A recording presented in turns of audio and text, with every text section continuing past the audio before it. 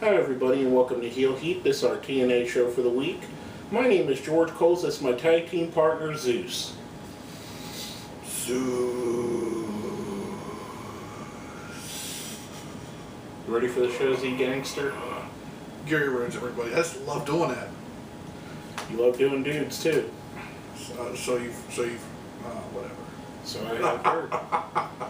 But anyway, to start off the show, we'll go the opening segment. We had Bully Ray, who calls out Jeffrey Hardy for the first time in 4 weeks. The champion's there. The champ is here, Gary. He must be in the United States. That's why. Yeah. But they gave each other a basic mutual love fest, which brings out Bad Influence of Kaz and Daniels, one of your favorite tag teams. Gotta say, hey, man, love the heels. I liked the interaction between the four guys. I thought it worked off really well. I especially liked when Bully Ray grabbed the Appletini and drank it and then spit it back into the cup and threw it on him. Thought that was a nice little addition on there. Basically sets up the main event of the night. I thought it was a good opening segment. Got the point across, got the main event set up. After that, we came back with a women's world title match, knockout division title. Tara going for her former title against Velvet Sky. Oh, it was a great match. I liked the interaction with Jessie, the referee girl. What was her? I always forget her name. Taryn Terrell, yes. I liked the interaction with all four of them. I thought it was a great match. Liked the outcome with Velvet retaining the belt and setting up something else for probably something between Taryn and Tara. There you go. While Velvet and Gail Kim, who was on commentary, go off and do a thing. I thought it was decent. After that, we had Austin Aries in the back, and basically he said he could beat Chavo and Hernandez by himself, which brought Chavo into the picture. Chavo started baiting him into a fight, which ended up saying, "Oh, you're not fighting me. You're fighting Hernandez." I thought it was a good match, actually, and I hate saying that for a Hernandez match, but it really was. I hate being hard on the guy, but I think he's actually put a lot more effort into this match, and he wasn't just sitting around waiting for spots. So I enjoyed the match. I thought it was good too. I did like the outcome. I did like how Chavo was mocking both of them at points in the match, or not Chavo. Aries was mocking Chavo and mocking Hernandez at different points in the match. To me, it came off really well. I really enjoyed that factor of it. I'm a big Aries fan. Oh yeah. That was a good match. Now the next match I really liked for the X Division Championship, RVD the champion versus Kenny King, the challenger. And the stipulation was if Kenny King doesn't win, he doesn't get to fight for the title again. This, I wouldn't say was the best matchup between the both of them, but it was pretty good. Well, it was definitely a good TV title match. It was time that Kenny King won a match. He's been losing to Rob Van Dam a few times. No, in my opinion, at the end, or I'll ask you your opinion on the end of it. Do you think RVD was dead weighting Kenny King? No, I just think it's a difficult move to hit. No. I just think he was dead weighting at the start of it where he couldn't pick him up. I just think it's one of those moves that it's difficult to hit, and every now and again it's not going to look good. I've seen Brock Lesnar throw F5s that don't look good. So yeah, and no one's really going to dead weight that guy. Yeah. But I thought it was a good passing of the torch. Rob Van Dam, as much name value as he hasn't done much for the X Division holding the title.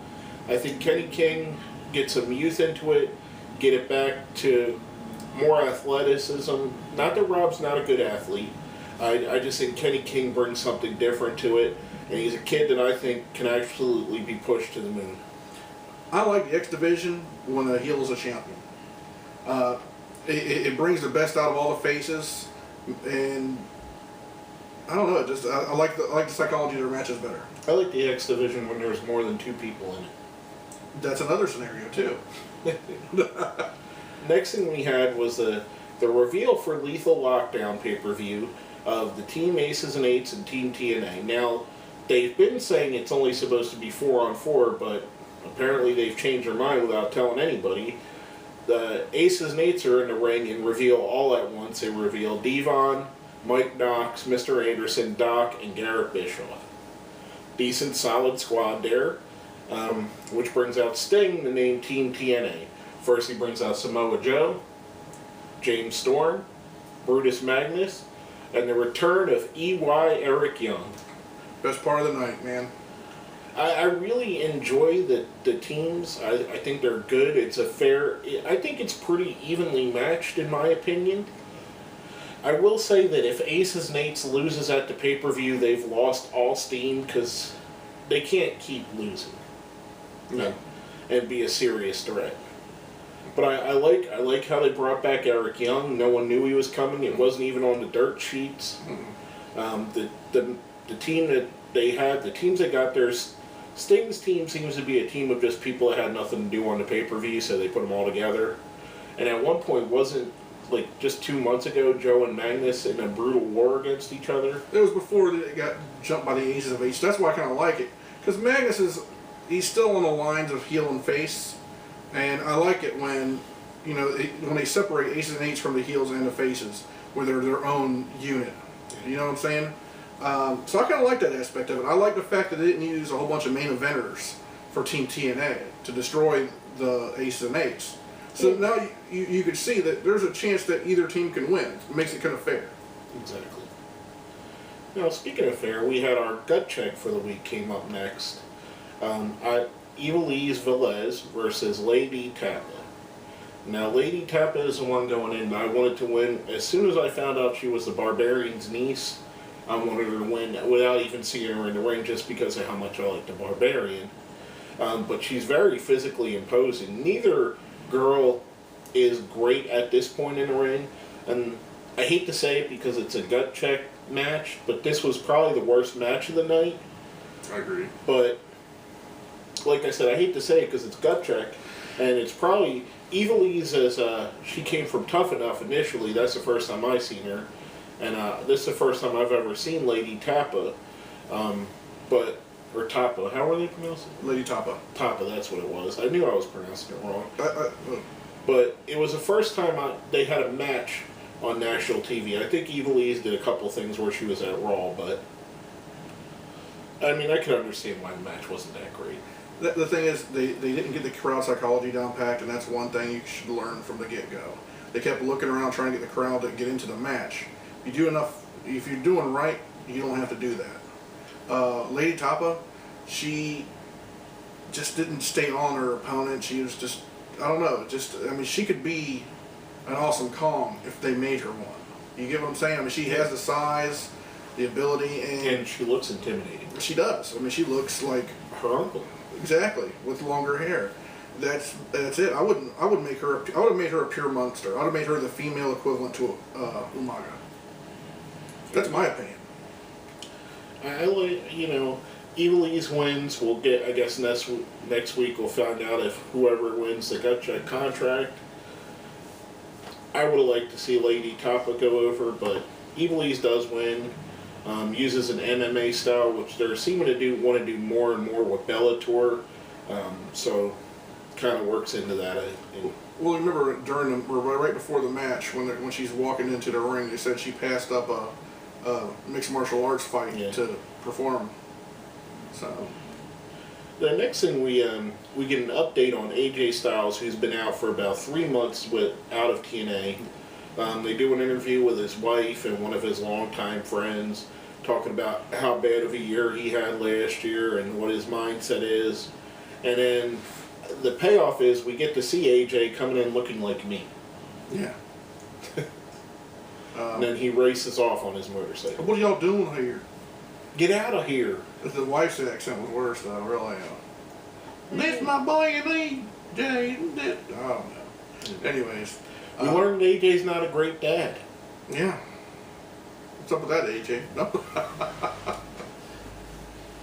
Didn't Kaz and Daniels already tell us this? Exactly.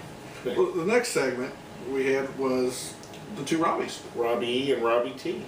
And it started off with Robbie basically trying to bury the hatchet with Robbie T over some miscommunications over the past couple weeks.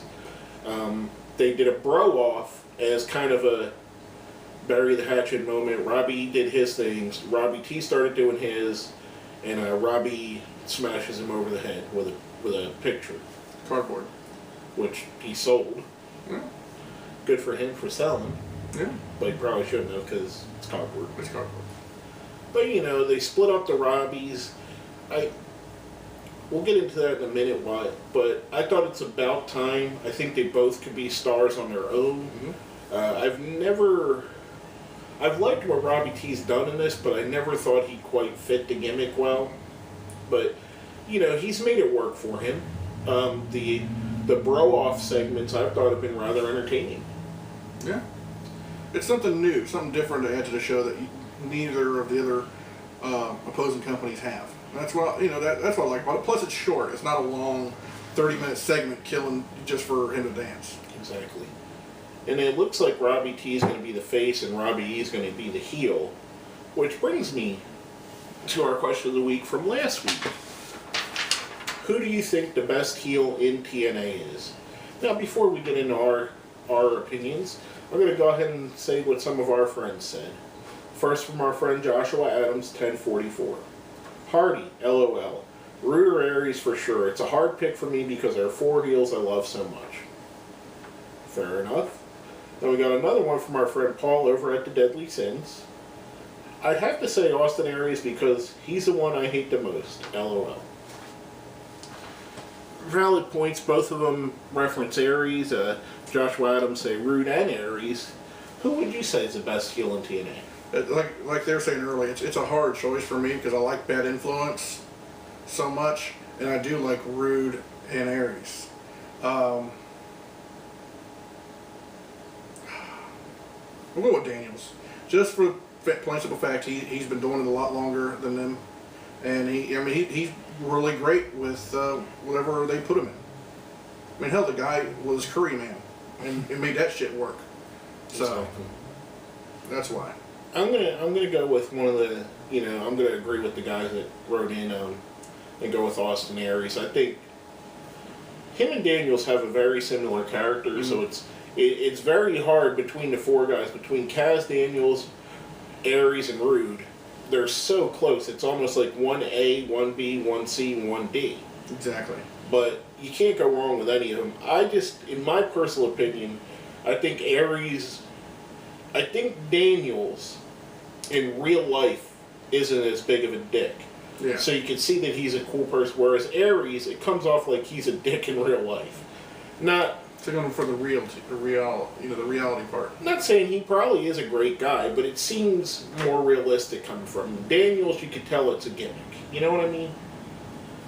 But all 4 of the guys are great choices. It's splitting hairs at this point. It's like trying to pick your favorite kid. Exactly. Speaking of favorite kids, since Robbie T and Robbie E split, who do you think is going to have the better career going forward? Robbie E or Robbie T? Let us know what you think. Hit us up on our Facebook. Hit us up on our Twitter. Put it down where? Down there. Right down in our comments, and we'll talk about that next week, who we think will be the best of the 2. Coming off of that, going right into our main event. We have Bully Ray and Jeff Hardy versus Bad Influence, a team we just talked about. It was a very, very solid match. Bully and Hardy work together well. These guys are been around tag team wrestling for most of their career. Bully almost exclusively has been a tag team wrestler. Hardy, for most of his career, was a tag team wrestler. I like that they hit some of the Hardy spots. Where he lays down and Hardy jumps off him. They hit the Dudley spot with a neck breaker. Yeah, the Dudley neck breaker. Was that a Poetry in Motion, right? Yes, Poetry in Motion. That's what it is. It actually, in fairness, I'm going to right or wrong. That's not a Hardy Boys spot. You know who started that spot? Rob Van Dam and Sabu. They stole that from Rob Van Dam and Sabu. Just saying. That's just true. Righting or wrong. It's something that bothers me when they say vintage Hardy or Jeff Hardy's move. No, he took that from. I'm getting off on a tangent. No, what you're right at, though. I mean, that company got ripped off so bad. Sabu and Rob Van Dam used to do that all the time. Sabu would throw himself off of Van Dam. They stole it. It's not a Hardy move. It's a move he uses. It's not his move. There you go. Well, it's like the 3D is just the Dudley's move. If someone else uses it, that's the Dudley's move. Yeah, like when the Briscoe brothers use the Doomsday device, they're using the Road Warriors Doomsday device, Exactly. but it's more of an homage. Anyway. Exactly. Anyway, back to the match.